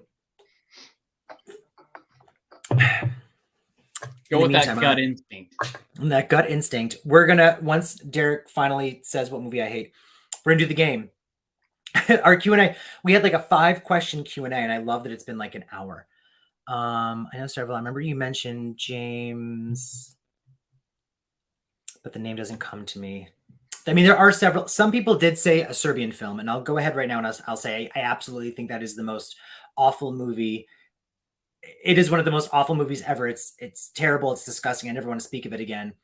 But there is a movie that when I think of it, I just get like angry. You are not wrong to say, Derek says, Funhouse and Piranha 3 Double D. Yeah, those movies are terrible. But what do I hate even more? We're going to play the game in a second. I'm going to go over the rules of the game while Derek is figuring out which movie I hate the most. So let's do 5 instead of 10, because we could go on for 17 hours. So I have 5 movies. I got to think of more. 5 movies that I'm going to show off and be like, look. And then Austin is going to see if he has the figure of any kind to match that movie. And then also vice versa. He's going to show me like, look at this bomb ass figure. Does James have that movie? So that's what we're gonna do in a second. Melissa says 3 Double D. Justin says, is it a remake? No, it's not a remake. Freddie, Jason, or Michael, if you were given an original, we're getting a question. If you were given an original, I should put it up on the screen, right? Item from one of those killers, would it be I'm sorry. Let me reread this. Freddy, Jason, or Michael, if you were given an original item from one of those killers, would it be and what item? I don't fully understand, Century, and I apologize. I don't know. The movie that makes me angry is Open Water. That movie makes me angry. But like for the right reasons. Like they wanted you to kind of be pissed off at the end. That's how I felt about Eden Lake. I watched Eden Lake and I was like, this is a very well-made movie, but I never want to watch it again. And it pissed me off, made me sad. Hulu Razor. Oh my gosh. Hulu Razor. I didn't see. I love that you're calling it that. I haven't seen that yet, but I've heard it's actually like fun. I've heard it's good. I liked it. It feels very different. Okay. For sure. It kind of felt, kind of had like a 13 Ghosts feel. Okay. That's becoming a show too. They just said so. That's exciting. See, I didn't know that. Yeah. My big thing about Hulu Razor, and I won't take long. I love it. It just felt too clean. I feel like I needed a bit more blood, a bit more leather. Mm-hmm. Okay, gotcha. I needed it to be a bit grittier. Always need more leather. Oh yeah. Okay, well, no one is guessing what movie I hate the most, but I mean, I'm embarrassed that I haven't screamed this enough from the rooftops. But it is Halloween Resurrection. Halloween Resurrection. You don't like old Busta? I like Busta. I don't like him in my Halloween movie. You don't like that spinny kick at the end? It is such a cheaply made, badly acted, childishly written, for all the wrong reasons made movie, in my opinion. And I get zero enjoyability out of any moment of that film, except that I think the score is cool. Yeah, it is a movie that's pretty disrespectful to Myers in almost all regards. That's kind of the hard thing to take as a viewer. Is yeah, that's the first movie to not treat Michael Myers as an actual threat, to actually disrespect him. That was the first one to really do it. In so many ways, especially the wire to the crotch. And him going, oh, it's just but the movie just overall has no, like, it's like, I don't want to talk about it. It's just bad. I can't. That's the movie. It's Halloween Resurrection. No, William, I love H2O. I think H2O is bomb. H2O. Resurrection retconned H2O in an infuriating way. Yeah, and does everyone know the whole thing with H2O? So Jamie Lee was kind of forced. It was like, you're making this movie and Michael has to live, or you're not making this movie. And she was like, I'll make the movie. But they were like, was it Kevin Williamson had to come in and kind of like shoehorn in an ending that would please everyone. Because he's not even the writer of the movie. Everyone associates that movie with him, but he didn't write that movie. But he was like, this is how we're going to end it. ABC, Laurie Strode thinks she killed Michael. And Jamie Lee Curtis was like, as long as Laurie thinks that she killed him, and it's very definitive. There's no, like, we see a shot of a hand twitch, like he's dead. And he was like, yes, he's dead. And then he went to Mustafa and was like, but in the next movie, you can say this. And then we got Resurrection. It's an abomination. I absolutely agree, Richard. Is an abomination of a film. All right. We're going to start the game now. So again, real quick, I'm going to show a movie. And Austin's going to see if he has a figure to match. Now, if this is a rare figure, he will present it from a distance or bring the camera closer or something, but we're not going to be like rummaging through, very expensive things just to do this. There were some, I have them out. I have the ones out that that's fine. Okay. There were a couple that I wish I did have. Yeah. I was going to ask you a question. I was going to ask, like, what figures. I'll ask it at the end. I'm going to ask that. Okay. That'll be the last hurrah question. But I'm going to have you start. So you show us a figure and talk about how bomb it is and show it off to us. And then I will be trying to find the movie in my collection. Okay, so I'm primarily like a 6-scale collector, but for the ease of this, I have different things to kind of show off. But the first thing I'll do is my Sam bust. I gotta cross it off my list now. From that is insanely huge. Oh yeah, Why did my brain not comprehend that right away? I was going to ask you for Trick or Treat because I knew you had the small figure. Yeah. Wow. I just got the 6 scale Sam. And okay, you show that off. Wait, show it off more because I have to go find the movie. So yeah, 1/1 scale. It's massive. My bust. The great thing about this, for one, I love the movie, but this was also the first movie that my girlfriend and I watched together, so there's a lot of sentiment to it. I also just got the 6 scale figure in and had a display for it made. And that's on his Instagram because that's where I saw it, and it is beautiful. The setup is fantastic, but I have it. Yes. I'm scared. You're going to throw some curveballs. So this is my DVD, though. Now, earlier I said if I have it on DVD, that means I don't care. That's not entirely true. It's just that probably 60% of my DVD collection is just like leftover DVDs, like a lot of like comedies or like gifts I was given back in the day. But this, I love a slipcover. So this is my Trick or Treat. It's got like the, what's it called? Like holographic something. This is actually like 3D, like it's textured. But we got that. We got this is the cover on the inside. Gorgeous. Best horror anthology in years. It's beautiful. It's beautiful. Is this a 2-disc or a 1-disc? That's a 1-disc. That's fine. That's cute too. So yes. Okay. All right. This one, easy. I'm giving you an easy one. Halloween. Oh yeah. Yeah. That's actually one I can grab too. Let's see. Oh, wait. Oh, perfect. It's right there. I put this back. Damn, I gotta think another one now. Yeah, so this is a 6 scale Michael Myers from Sideshow. Sideshow. Is there like one company you get most of your figures from, or like one company you like the most, or is it really just like a so variety? There's a pretty big hodgepodge of different companies. For like horror figures, yeah, Sideshow and Trick or Treat Studios are probably really the only ones making like this scale horror figures. Gotcha. Trick or Treat. I'm writing these down. Okay, so my go now, right? Oh yes. Okay. So I'll match your Michael Myers. We'll do Rob Zombies. That's on period. How many copies of the movie do you want to see? Good question. Yeah. Here, let me. I'll do. Actually, let me just bring this baddie out. So this is the Shout Factory set, and that was Halloween 2, right? I saw like the half the fat, half the mask missing. So this is my. Oh shit! This is my.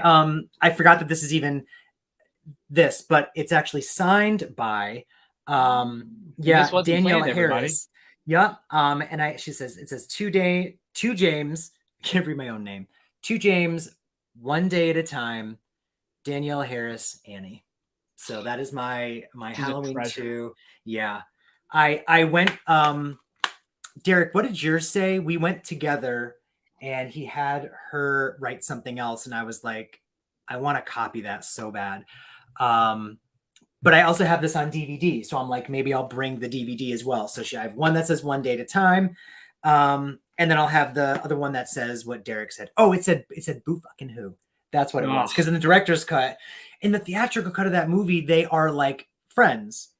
Period. Full stop. In the director's cut, they show extended scenes where like every time they're like talking like, oh, one day at a time, it shows them actually go like one effing day at a time, blah, blah, blah. I hate you. Like they really hate each other, which added a lot more like story and character development and stuff.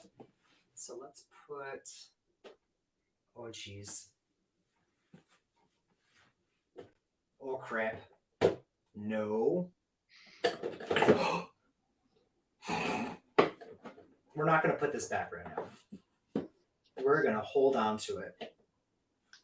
I was worried you were going to drop something expensive, and I'm over here with my Shout Factory. If anything drops, it's all good on my end. That's going to go right there for now. Let me see. Am I missing any comments? No, I'm not. Okay. I don't know if you have this. but any of the Texas Chainsaw Massacres, any Yeah. character from any of Texas Chainsaw. Yes. Okay.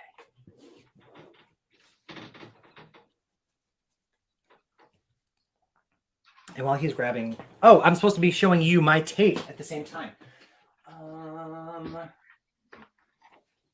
I've actually got several copies of this, but this is what. Oh yes. So this is the tape, and you've got the guy. Oh, I love that. I did this all wrong and showed it wrong, but that's the aesthetic of those tapes. You can't beat it. You can't beat it. It's so beautiful. Always check your tapes, kids. You know, it's funny. I need to show them off more. I have a VHS collection that I got a couple years ago. I need to show them off more. It's all in storage right now. The tapes? Yeah. Be careful because if they're like in too hot or too cold, they'll get mold. Oh. Yeah. I need to check that out. So I'm pretty sure this tape is. Did you rewind it? Please be kind and rewind. Rewind. Yeah. Be kind, rewind. I think I'm looking at what might be mold on this tape. And that just devastated me. So let's put that right there. At least the cover's pretty. Okay. So Texas Chainsaw. All right, your turn. I want to mix up the scales of all these. So scales is just like essentially the sizing of it. Yeah. So Killer Clowns from Outer Space. Sir, I do not own that film. No. Do I get my? I've never seen it. Oh. Do I get my horror card revoked? No. Hey, I'd be curious though if you like it. That was one of those films. I've seen clips. It's gonna go either way. I saw that when I was a kid, and it was fun. You know, because they're clowns. It is a bit campy. It didn't feel serious when I was a kid. And now it's just like, I don't know, it's a fun watch. Over the top, silly. Yeah. My friends have all ripped on me for not seeing it. There's a video game coming out. There's a Killer Clowns game. Yeah. So in the same vein as like the new Texas Chainsaw game, the Evil Dead game, the Friday 13th game, which, rest in power because that's dead, I think, at the end of last year or next year. But there's a game coming out of Killer Clowns. I'm not sure how it's going to work, but that'll be a lot of fun. Also, the aesthetic of the clowns. They're so cool. They always, they gross me out. I'm not like afraid of clowns, but just the idea of like that perfectly made kind of porcelain face, but like it's dirty, it's melting, it's moldy, it's whatever. Great. And that's kind of, that's what they are. I've seen like I don't want to remember because I want to be surprised when I watch the movie, but I've seen like some clips from that first movie. Are there sequels? No, not that I know of. So really, it's just that one. Yeah. Okay, what am I gonna do now? Since you managed to stump me, I have to stump you. It'll be easy to do with me. If you have this, just take my horror card and my whole channel and everything. But this is one of my favorite movies just of all time. And if you have any figure of the relic. I don't know. Yes. I'm sorry. I'm just trying to stump you. Yeah, no, that's good. That's good. The monster. Have you seen the relic?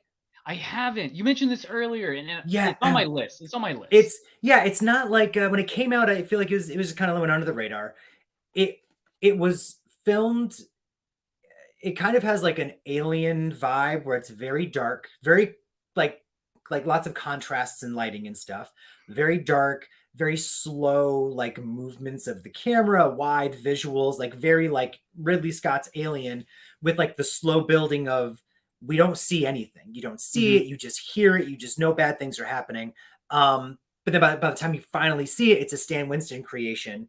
Some of the CGI doesn't really hold up because it was the 90s, but some of it surprisingly does. The acting is fine. Tom Sizemore is amazing in this, but it's very much like it's based on a book. Actually, the book is pretty good, but it's it's almost like a crime thriller, but the bad guy is a monster. So once I watch it, I'll send you a video. Good. Going over my reaction. Yes. Perfect. Now it's your turn again. I lost Killer Clowns. That's a cool chair. I need a chair like that. Look how crappy. This is just like Moses's chair for work. Let's do Army of Darkness, Evil Ash. I don't own it. What am I doing with my life? Well, show him. Show him. No. I want to see him. My God. I have the game, but it's digital, so I don't even have the... Yeah, this is a really old piece, too, and still holds up pretty well. That's awesome. He's cool. Shit. That's actually when I play the game, if I ever play the game, I prefer to play as the demon, and I prefer the necromancer because you are Evil Ash. Have you played that game? The Evil Dead video game? No, I'm not really sure. See, I want to say I always pretend like I am. I'm not either. I just play the games my friends play. See, I'm a wannabe. I keep saying that I want to get into it. I just haven't. Yeah, it's that one's a fun one. Like, I like that we're getting horror franchises in, like, they're turning those into games. The Friday 13th game is a lot of fun. Again, you have to jump on that bandwagon because they already... I've been hearing everybody talk about that one. Yeah, and the game is... I keep saying it's dead. I don't know what they actually call it, but it's like you will not be able to get the game, play the game, anything with the game like December of 2024. Like, all licenses, all everything, all whatever gone. Like, the game won't... Yeah, no bueno. So get in there while you can. But the Evil Dead game is fantastic. It's the graphics are crazy. You get to go to a couple different maps from the movie, and that's a lot of fun. Let's see. I don't know if... See, I'm nervous now. I know, right? Ooh, I know you have this now. I'm pretty sure you have this, and I want to see it. So, don't say his name. Do you have any?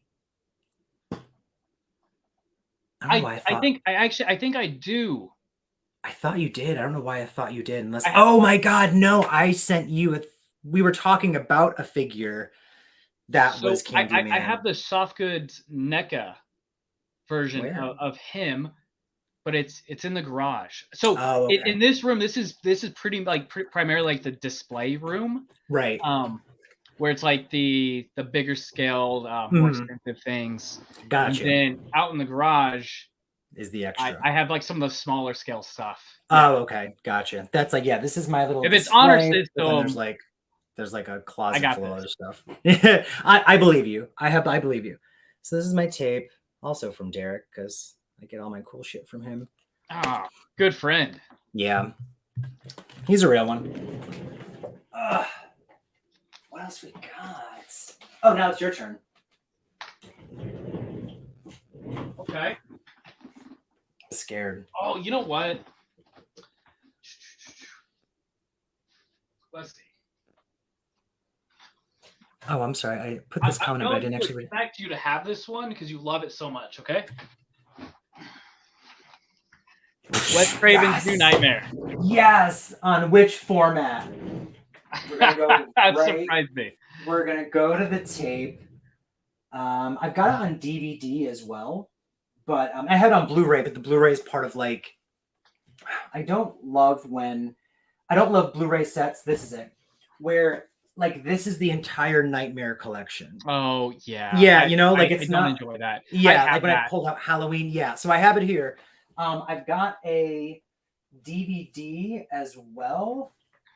And I will pull it out specifically because the DVD itself is signed by Heather Langenkamp. And it says, James, where did you hear that rhyme? Heather Langenkamp, Nancy. So it's the same exact cover. I wanted both. And I'm weird where I want the autograph, but don't touch my tape, if that makes sense. This is too precious and I do not want it soiled in any way. So this is what we got. Like, this is our tape situation. That's also one of those tapes that's like embedded in my head of like going to like Take Two Video or Family Video. My gosh, like on the Tommy weekend, K's and I've seen it in like the horror gallery section. Yep, that cover is that is the epitome of what they were trying to do, which was like the dark, scary Freddy. Yeah, love it. But the DVD, I think the back is the same. The back is roughly the same, but I had her sign this, and I had her sign a picture too. All right. New Nightmare. You have not seen the original Bloody Valentine, so I'm not gonna grab that one. Yeah, I don't have anything from that or. Yeah. I don't know. I don't know if you'd have this. We were talking about this franchise earlier, so come on. Anything from this franchise? Oh, that's good. Yeah, I have a. I was going to show off one. Okay, I have a few different things, but I'll show off this one. Holy crap! My God. How do you have the space for all these? I love that. Bride is so one of my favorites. Oh my gosh, so much fun. Two and Bride, I believe, are actually my favorites. I do love the original, and I can watch that 1,000 times. But for some reason, 2 and Bride. Okay, speaking of 2, let's see that VHS or DVD. This collection I'm waiting for. I want it on VHS. I don't have it yet, but Shout Factory, they do releases of these movies, and they did this insane art. If you haven't seen it yet, for Child's Play 2, yeah. So they re-released. It's a slipcover, so it's got the OG poster. It's got the crazy cool art with like the Kyle. Fun. I like that. I love, yeah. And then they also gave in the back here, and then they gave slipcovers that are the original art as well, so you can swap. I have them in like a book off to the side. But I want these on tape. I want the first 4 on tape. I just want 1, 2, 3 and Bride. I don't even like 3, but that poster for 3 is so. I do not like this movie. I don't think it's very good. This poster is so great.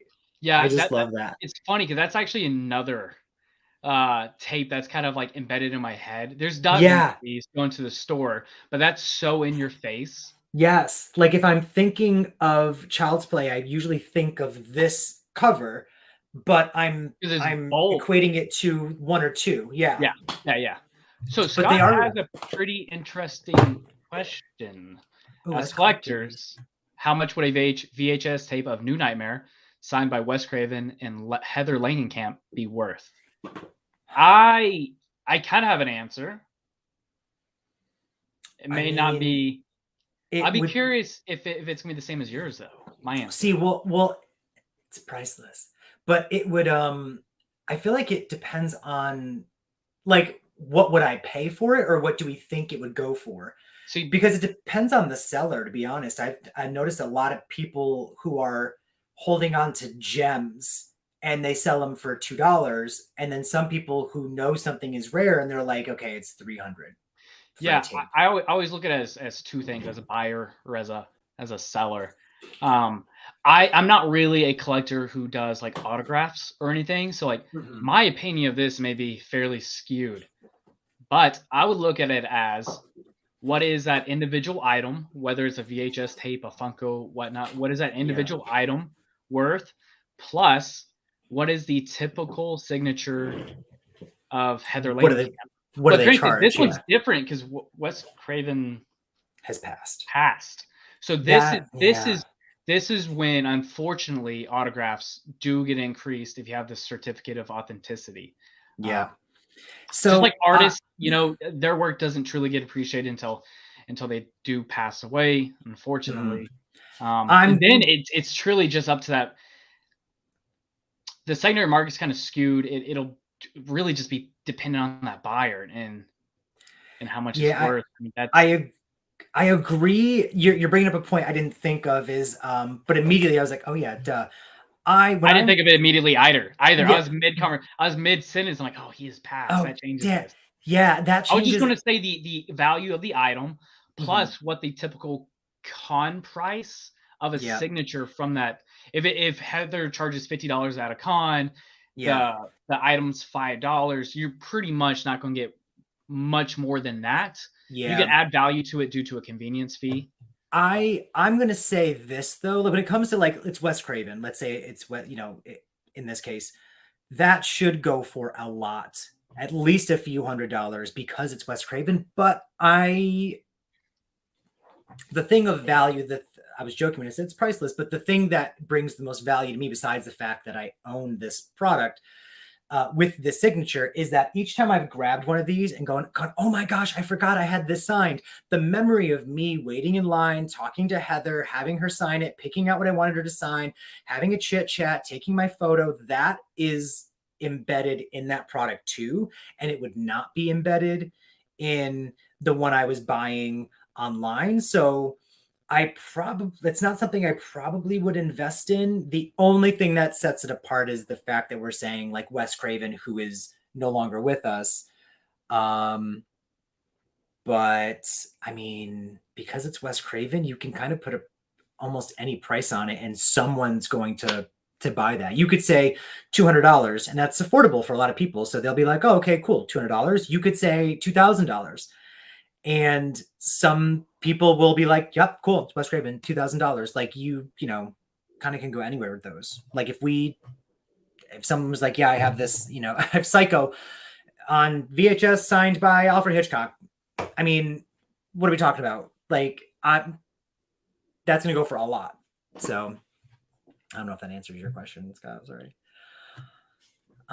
Century, I love Tiffany from Bride of Chucky. I want replica. Yeah, I love Tiffany from Bride of Chucky. I love her and everything, but it's so crazy to have a like fully realized, developed character in a horror movie, especially a franchise sequel, which is why I think like Bride sticks out to me so much. Wes Craven's New Nightmare sticks out to me so much. I think it's why Halloween 4 sticks out to me. Like they took time to like give you likable characters, give you some story and some character development, and then they follow it through to the end. Mm-hmm. What else we got here? Century says, my favorite scene in Child's Play 2 is the wax job he gets in Chucky 2. The wax job. Yeah, at the very end. Oh, gross! They got you. Oh, so he was so pissed off. God, I love this. I love that they put a tube in his mouth to blow him up, and he sits there and blows up. All he had to do was open his mouth to not have the air stay. I just think that is the funniest thing, and I love it. Like for me, it just works. Like he's so just pissed and angry and whatever, and he's not the brightest sometimes, and he just decides to keep his mouth shut and literally die. Do I have any? I'll do one. I wasn't keeping track of how many we did. We'll do one more. You can do one more each? One more. Yeah, let's do one more each. Okay.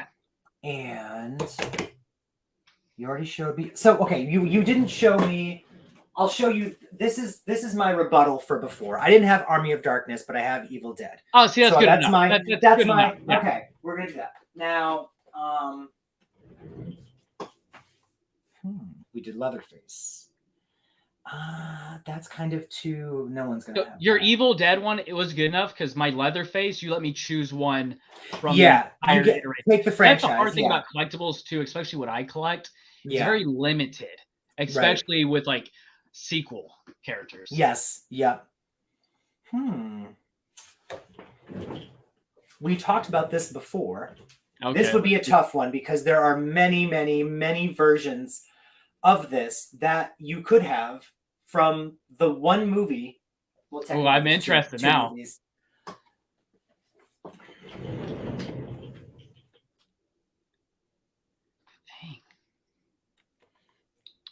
There's so I don't have anything. Even in storage, like even in a smaller scale, I don't have anything from that. Let me find another one though. We have to go. But I will say this: Mondo did release.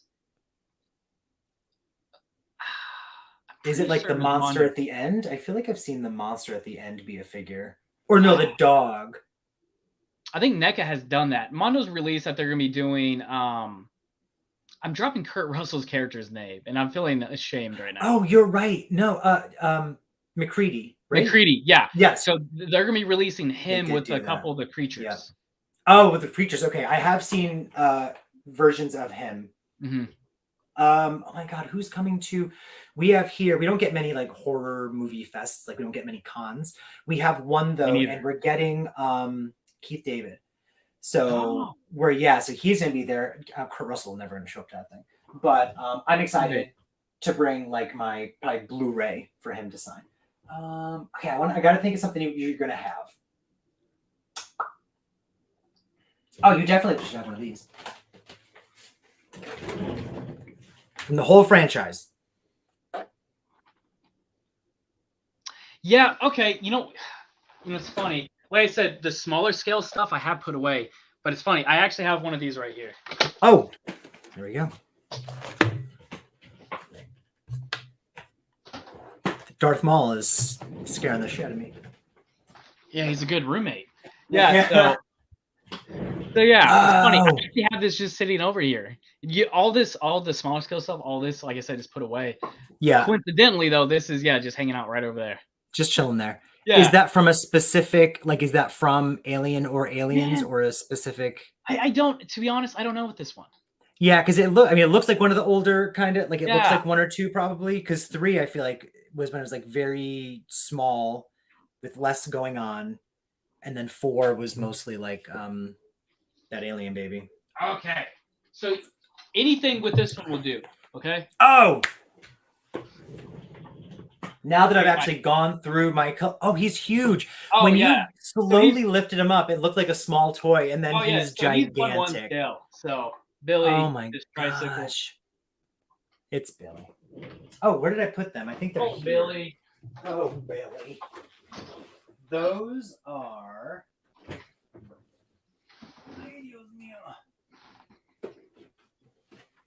So they're part of when I redid this room a couple days ago, I finally got like the tapes, and there's like a Friday the 13th shelf now. Oh, I'm sorry, this is blocking. That's annoying, right? Y'all can see.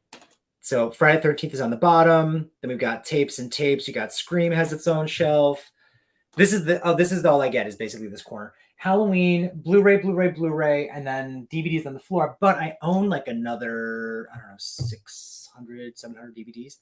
Ooh. So yeah, but like that's what I'm saying. A lot of them are DVDs I've had like for 1,000 years, and it's mostly like comedy. So downstairs are 2 huge drawers with like maybe 300 of the DVDs. And then in the closet up here, I've got the like extra horror that didn't fit here, thrillers, action, and the like. But I own almost all of them. I don't own Final Chapter. I'm sorry, I'm thinking of like the original like batch of movies. I don't own anything from Final Chapter to what we have now. But I do remember liking these covers. Well, I don't like, I mean, that's like it's iconic. Yeah, but it's like the 2 with the fingers. Yeah. We've got the 3 teeth. We've got 4. We've got this situation 5, and then this I always thought was cool because it's the 6. I really like the Saw franchise. I do. Yeah. This is one of those franchises that the movies get a bit muddied for me. Like I can't put them all. Like when I think of 6, I kind of get mixed up 4. When I think of 5, it's kind of hard for me to keep it cohesive. Yeah, no, 1,000,000%. We went to that CT Horror Fest thing I was talking about years ago. Back when it was much smaller, it's gigantic now. It gets bigger and bigger every year. When we went, a couple of the Saw cast members were there, and I was looking at one of them. It's actually one of the actors from Boondock Saints. I do not remember his name, but he's in, I think, Final Chapter, but I kept thinking he was in 6. So 4 and 5 and 6 and Final Chapter are very, like 1, 2, and 3 stand out very vividly for me because each one is like one cohesive story. I feel like 4 until the end of them. Yes. We're trying to be like a multiverse before there was a multiverse. Like there are extended universes, I should say, where there's always something bigger going on. You never got just a beginning, middle, and end. You always got like 10 more pieces to a puzzle that wasn't going to get solved.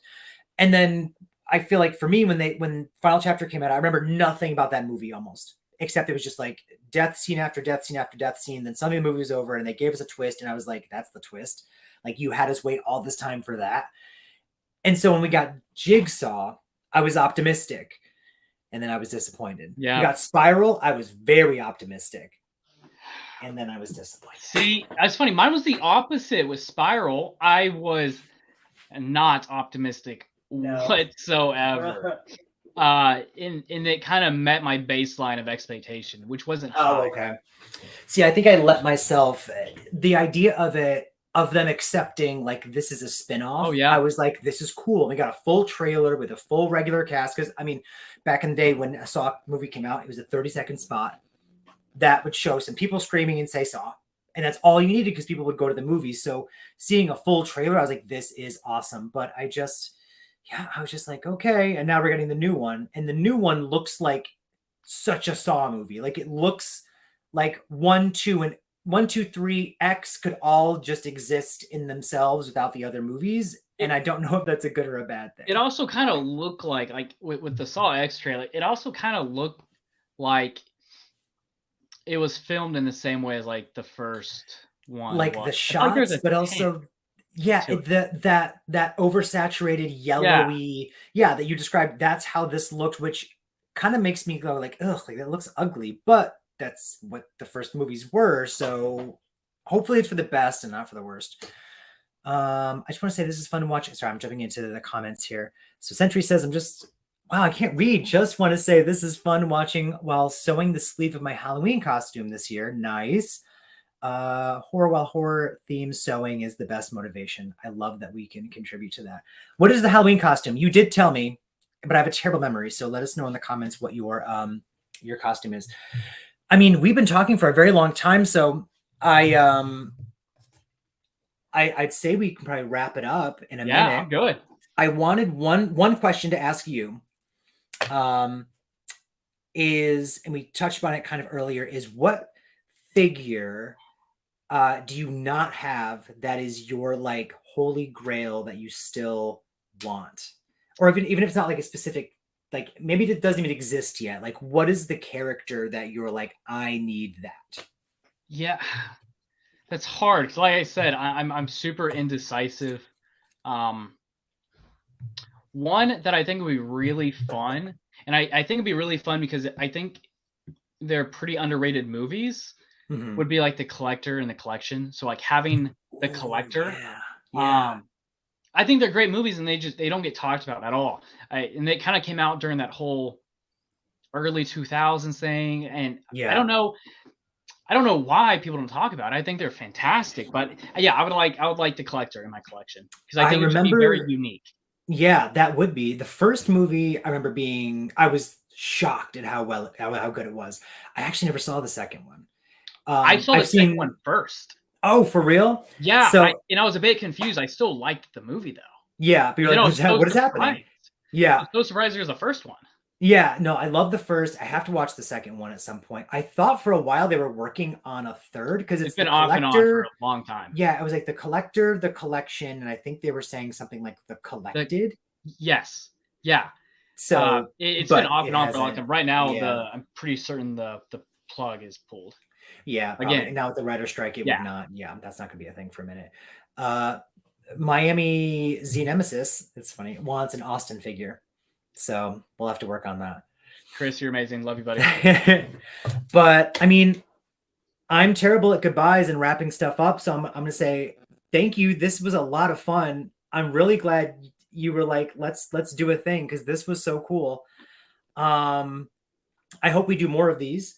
I'm obsessed with your collection. Anytime. Good. Yeah. Because this was a blast. Like I love talking about this stuff, right? And like we want to geek out over things, but it's so cool to have like my little world over here and then looking at like the sick stuff you have behind you, which is so cool. And getting to know what's funny, like when you say your little world over there, I feel like that's like where I want to live in anyway. Cause like, a lot of my like Instagram, a lot of my social media stuff is pretty catered to like the collection itself.